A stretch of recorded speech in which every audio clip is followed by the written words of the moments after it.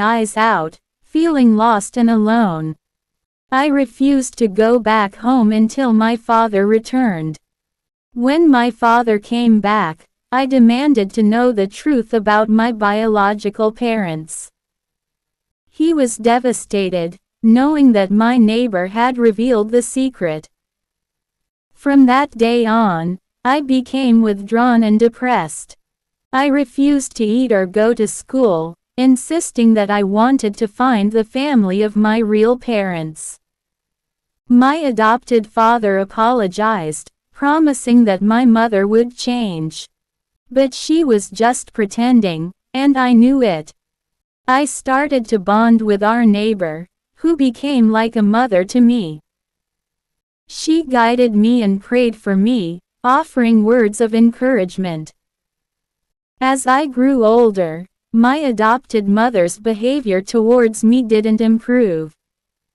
She was jealous of me, and I didn't understand why. When suitors started coming for me, she would divert them to her daughter, Nancy. It was a pattern that repeated itself, and I was heartbroken.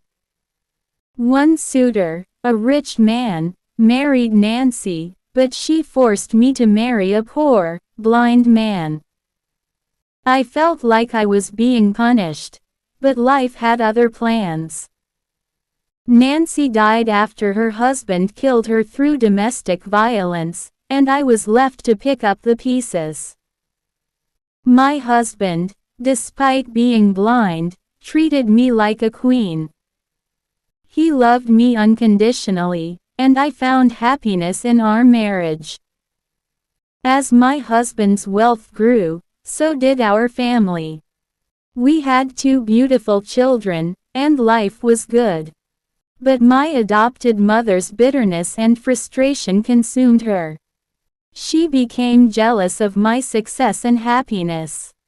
I decided to forgive her, bringing her and my father to Canada. But she repaid my kindness by trying to poison my food. My husband was devastated when he found out. We planned a trip back to Nigeria for Christmas, but this time, we left her behind. As we boarded the plane to Canada, I felt a sense of relief wash over me. I had closed a chapter in my life, and it was time to move on. My adopted mother was left to ponder her actions, and I hoped that she would reflect on her behavior. I knew that forgiveness was